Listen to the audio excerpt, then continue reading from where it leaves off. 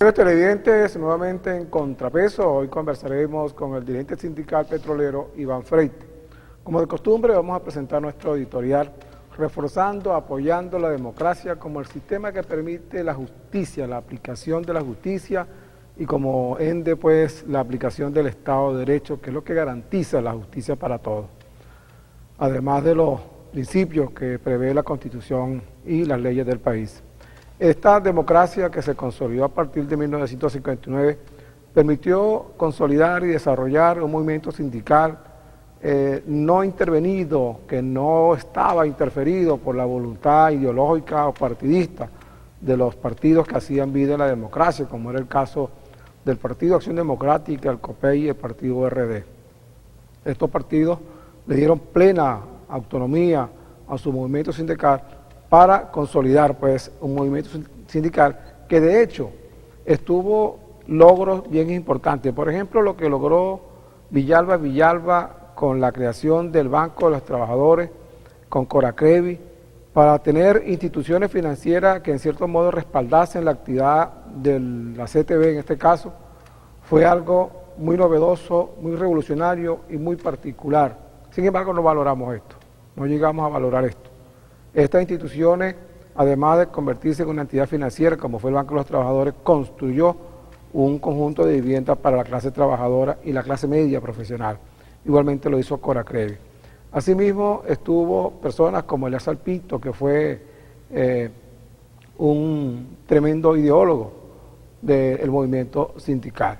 Lamentablemente, a veces el egoísmo, los intereses bastardos, hicieron que estas instituciones se fuesen a pique sin que ningún movimiento social respaldase pues estas posiciones. Eso me lleva a pensar un poco lo que recogía Augusto Mijares, que ha sido un biógrafo bien importante, bien destacado del Libertador, y recoge en un libro, que es una biografía sobre el Libertador, algo que caracterizaba a Simón Bolívar, que era el principio de la justicia y la equidad.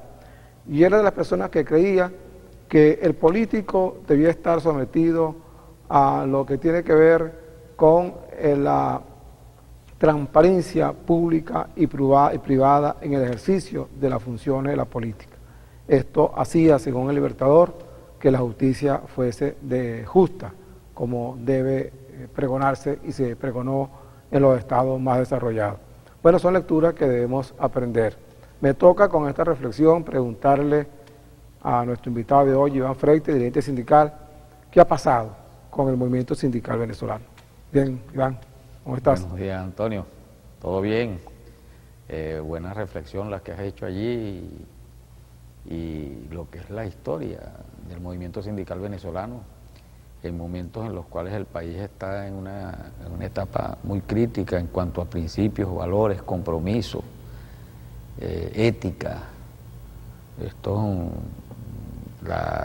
Prácticamente esta gestión de Hugo Chávez, apoyada por los Castro, hizo que en el país, sobre todo en el movimiento sindical, que es lo que me corresponde, en este caso, un movimiento sindical totalmente desvinculado de las luchas, de las conquistas, de eso que tú hablabas anteriormente, de lo que construyeron Del Pino, Malavé Villalba,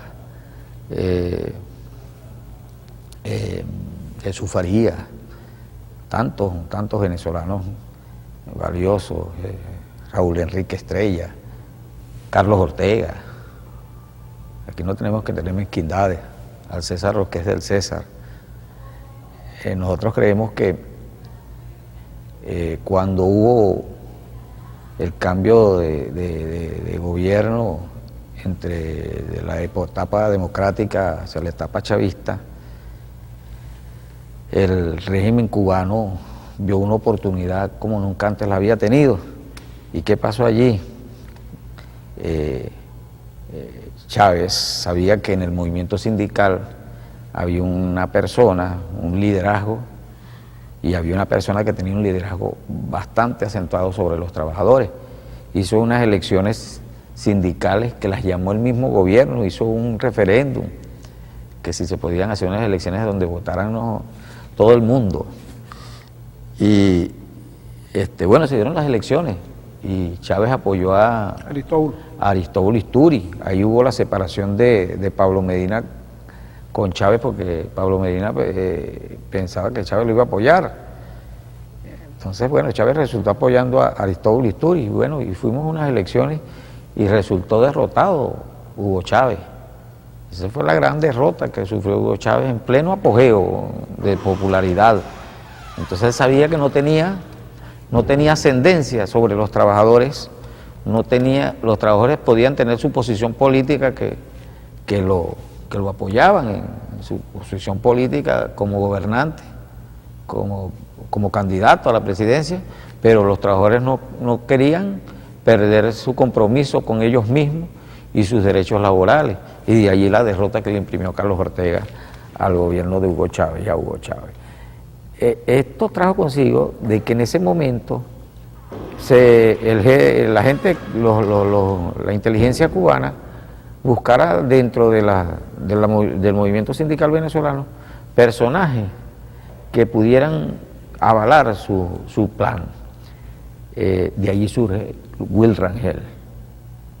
Will Rangel es el operador que seleccionaron los cubanos, porque compararon Will Rangel en el 98, cuando ganó Chávez, no lo apoyó, era Deco, andaba con Carlos Ortega, y cuando ganó Chávez, inmediatamente se pasó para el lado de Chávez. Ustedes vieron, este es el hombre con el cual podemos hacer nuestro plan. Le ofrecemos plata, le ofrecemos todo, lo ponemos a dirigir el movimiento sindical en Venezuela y nuestro plan se concretará. Y ahí está el resultado de lo que ha pasado. ¿En qué situación está hoy en día la industria petrolera? Bastante grave, bastante grave. Nosotros, este 17 de junio, dentro de unos días, vamos a tener, se va a ir la empresa Schlumberger, se va a ir de Venezuela por falta de pago. Ahí son más de 2.000 trabajadores directos que quedan desempleados, sin empleo. Se fue la empresa, la Halliburton, se fue la empresa San Antonio, todas empresas productoras y empresas de servicios que manejan los taladros. ¿Qué hace esto? Además de la pérdida de empleo, se cae la producción.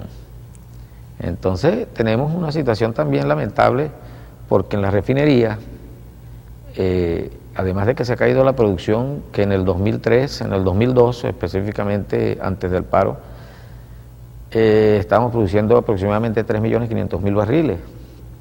Ahorita, con estas paralizaciones, si llegamos a 2 millones de barriles de producción diaria, es mucho.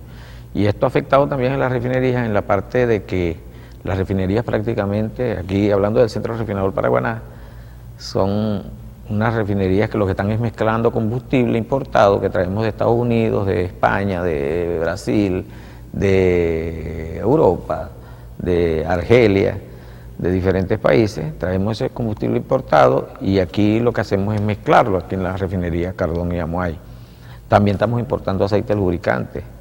Inclusive hace una semana llegó el buque Molmo con 116.000 barriles de aceite lubricante. Esa planta de lubricantes, que es la única que produce en Venezuela aceite lubricante, la refinería Cardón, en los últimos 5 años no ha producido 5 barriles de aceite lubricante. Entonces estamos importando aceite lubricante y hace una semana el buque Molmo trajo 116.000 barriles de aceite lubricante de los diferentes, de las diferentes 50-20, 15-40. Esos los trajo y a precio internacional, aproximadamente $65 por barril.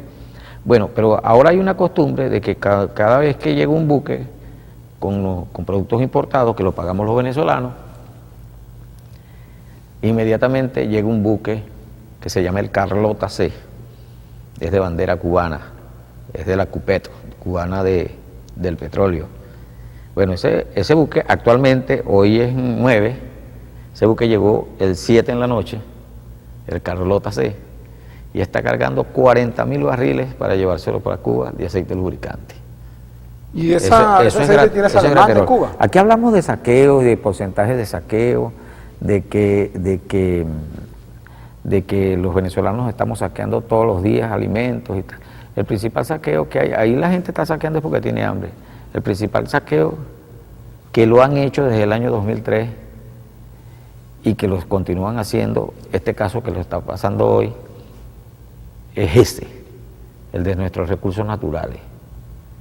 Ahora, yo no veo ningún dirigente denunciando eso, Iván. Hay un problema de que eso lo voy a hablar lo he hablado en la Asamblea Nacional y lo continuaré hablando, lo hablaré con nuestros diputados, sobre todo con Luis Estefanel, que está muy afincado en esta lucha, sobre todo con la refinería, con el sector petróleo. Nosotros vamos a hacer esta denuncia ante la Asamblea Nacional, que se aperture una investigación, porque son los mismos trabajadores que nos pasan la información. Ahora, esos registros quedan allí. Tú acabas de hacer una pregunta que es muy puntual sobre este caso. Cuba, ¿dónde consumen aceite lubricante Cuba? Con los carros viejos. ¿Qué es lo que hacen ellos? Con el gasoil, con la gasolina, con el aceite venezolano, lo venden a nivel internacional. Saca la cuenta, 40.000 barriles a $65. Eso es nada más aceite lubricante. No te hablo del gasoil, no te hablo de la gasolina, los componentes de gasolina. No te hablo de todo lo que... ¿Y eso es traición también a la patria? Claro, eso es una situación que es bastante grave, porque cuando nosotros hablamos de un saqueo, de que sacaron un camión, es porque la gente tiene hambre. ¿Y qué causó esa hambre? La causó el convenio que hizo Chávez con los Castro, ¿vale? Y que lo continúa con Maduro, porque Maduro lo pusieron fueron los Castro. ¿Entiendes? Nosotros debemos perder ya, y sobre todo los diputados de la Asamblea Nacional tienen que abocarse a este problema. No podemos seguir permitiendo que esto esté pasando en Venezuela actual. ¿No?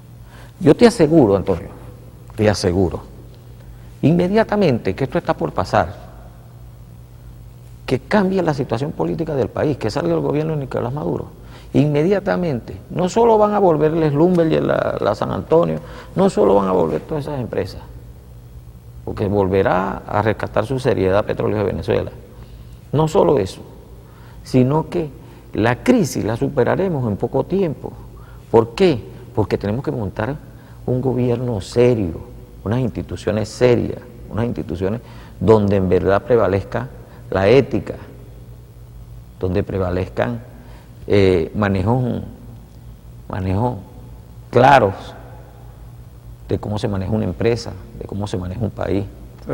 No como se está manejando ahorita, ¿no? Entonces, porque hay muchos que creen que cambiando a Maduro, ellos se van a montar ahí y que siga la fiesta.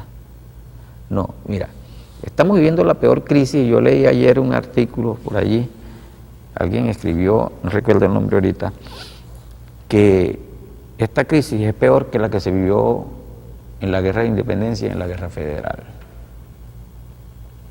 La crisis que estamos viviendo. Imagínate que ayer miércoles, el titular de Últimas Noticias es que dentro de 2 meses no habrá comida. Eso es un periódico chavista. Y eso lo manda a decir el mismo gobierno, preparando a la gente. Estas clapas, eso es el gobierno buscando proteger el poquito de gente que le queda. Porque inclusive a mí me asombra cuando yo veo gente en las colas, porque yo a veces me meto en las colas a ver cuál es el pronunciamiento de la gente. Son pocos, pero los hay, que todavía apoyan este desastre. ¿Entiendes? Que no están ciegos, porque hay gente que el gobierno... Están ciegos, pero ¿será que tienen un estómago de goma? Es que hay gente que, y es muy poca, no creo que llegue a más del 3% de la población nacional, que no tiene derecho y no tiene acceso a la información. Y entonces, con esa campaña que tiene el gobierno, que todo es culpa de la guerra económica, que todo es culpa de la derecha, de Obama y todo, ese es un mensaje que lo hizo Chávez a través de los cubanos, y lo han mantenido ellos, ¿entiendes? Entonces, por eso es que se pide más responsabilidad en el sector nuestro, porque nosotros tenemos que hacernos autocrítica. Cuando nosotros vemos que un dirigente como Enrique Capriles dice una cosa y tiene diferencias con la MUD y lo hace públicamente, entonces eso yo lo llamaría que no están actuando de acuerdo a lo que está diciendo el pueblo, ¿entiendes? Porque el pueblo lo que quiere es un cambio inmediato, ¿entiendes? Más de uno quiere dialogar. Por cierto, unos se reunieron en República Dominicana escondidos, sin que nadie lo supiera. Se supo es porque pasó un tuit de Elsie Rodríguez. Entonces toda esa situación de diferencias que hay allí no se están poniendo, que esas diferencias se eliminen a favor del pueblo. Vamos a compromiso, amigos televidentes. Ya regresamos para continuar conversando con nuestro invitado Iván Freites. Ya volvemos.